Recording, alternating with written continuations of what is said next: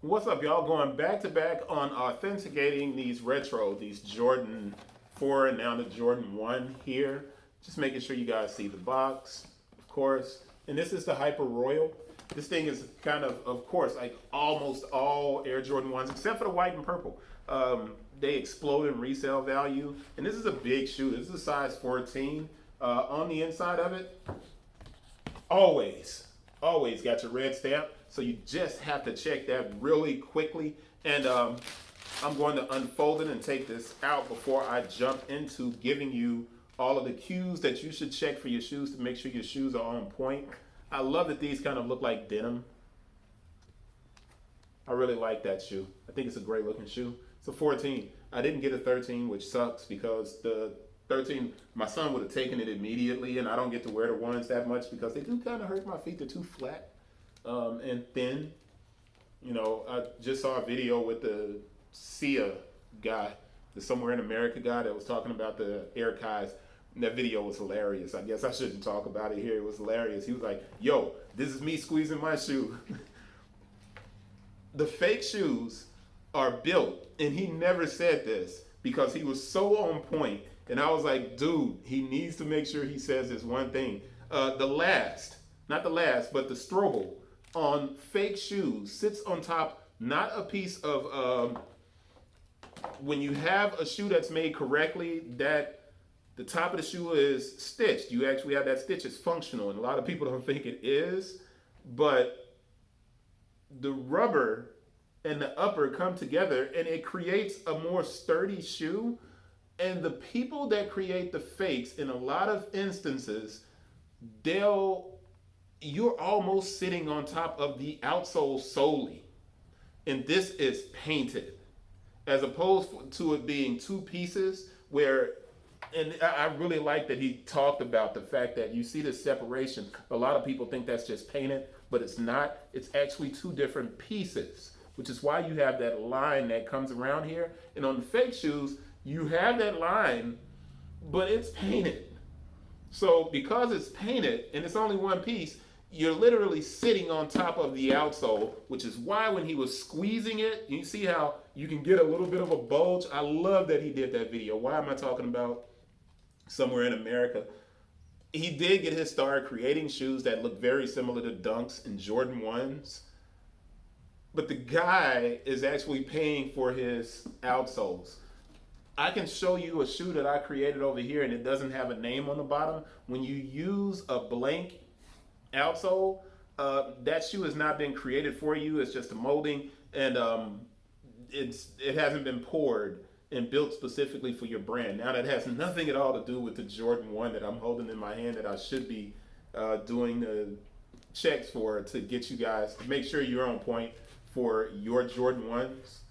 But I just thought he did a masterful job of explaining the difference between being a designer and a person that's simply taking a shoe that already exists and passing it off as design.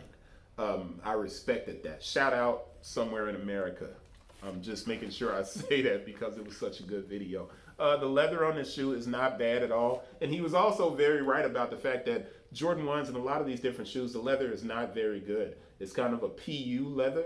But in some instances, the Jordan 1, you do get this kind of rough texture on the leather, and we call it suede, and it's not suede. It's really just a distressed leather.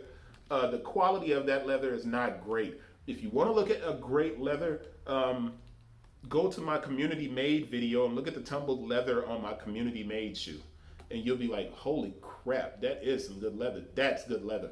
But those are handmade in downtown Los Angeles. This is suede.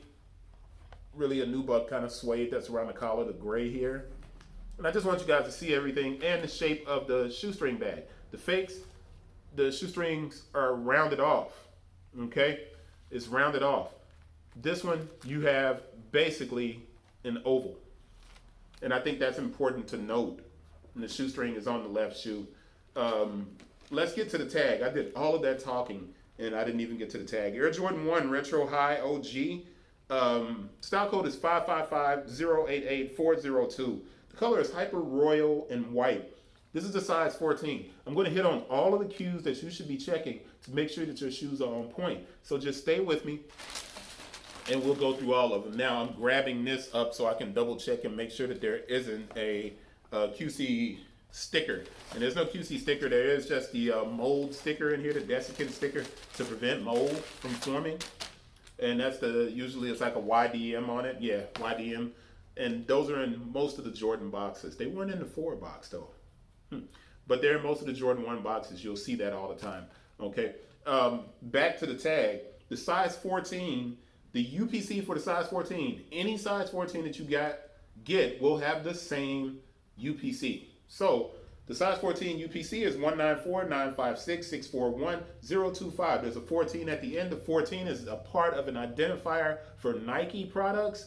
The UPC code is only 12 digits, and you can go directly on the inside. And the beautiful thing about Nike is on their size labels, they give you the UPC again, and it's usually 2 zeros at the front of it. So you got your UPC on here. You got your 20000194956641 025. We're good to go. We know this is on point, and we are cool with that.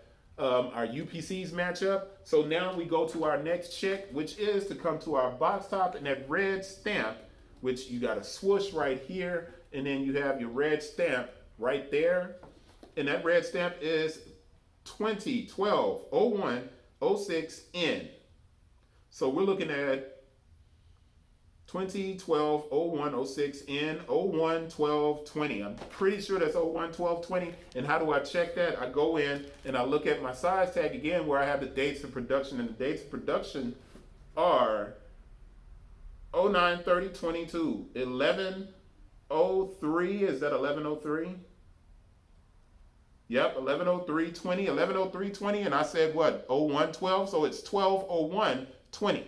So it's not always in order. The stamp is rolled a certain way, and we have 12-01-20, 12-01-20, 20, 12-01, 12-01, 11-03. We got a month, less than a month, almost exactly 4 weeks.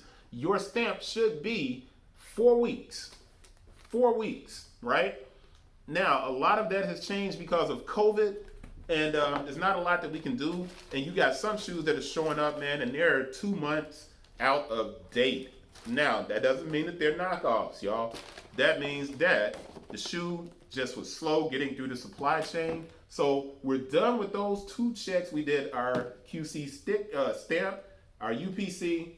Now we make sure we look at the shoe, and I'm glad he did that squeeze test because he's right. When you have a fake shoe, 9 times out of 10, you can squeeze it because you're sitting on the outsole as opposed to sitting on a midsole outsole combination. It's a really good video, man. I really should do some post on that. My boy's about to drop off, and I am going to finish up the videos, and I'm going to turn it around and let you guys see that, and then wrap up this video. And that's it. Hopefully you guys see all of that. And show you the bottom. Shout out D at somewhere in America for doing the video showing you guys what those fake shoes and how they can buckle when you squeeze them. And I'm so glad he did that because I hadn't been checking the shoes like that. And I knew that. I'll check them if I'm getting something on consignment, but that's it. Tumbled leather on that swoosh. I'm gonna wrap this up, man. I'll see you guys on the next one. Peace. What up?